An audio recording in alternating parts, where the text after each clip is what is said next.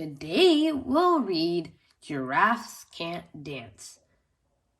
The illustrations are by Gilles Andrea, and the story is by Guy Parker Rees.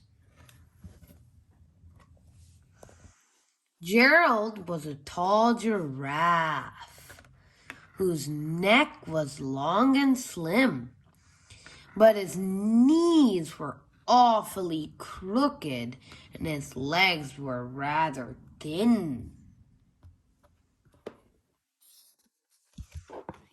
He was good at standing still and munching shoots off trees.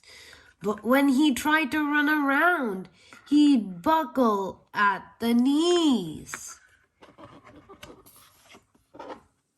Now, every year in Africa, they hold the jungle dance, where every single animal turns up to skip and prance. And this year, when the day arrived, poor Gerald felt so sad, because when it came to dancing, he was really very bad. The warthogs started waltzing, and the rhinos rock and rolled. The lions danced a tango that was elegant and bold. The chimps all did a cha-cha with a very Latin feel, and 8 baboons then teamed up for a splendid Scottish reel. Gerald swallowed bravely as he walked toward the floor, but the lions saw him coming, and they soon began to roar. "Hey, look at clumsy Gerald!" the animals all sneered. "Giraffes can't dance, you silly fool. Oh, Gerald, you're so weird." Gerald simply froze up. He was rooted to the spot. "They're right," he thought. "I'm useless. Oh, I feel like such a clod." So he crept off from the dance floor, and he started walking home. He'd never felt so sad before, so sad and so alone.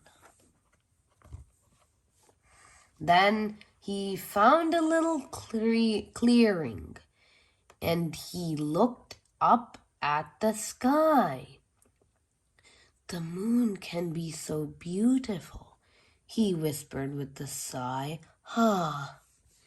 "Excuse me," coughed a cricket, who'd seen Gerald earlier on. "But sometimes when you're different, you just need a different song."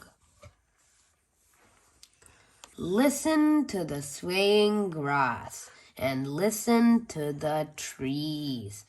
To me, the sweetest music is those branches in the breeze.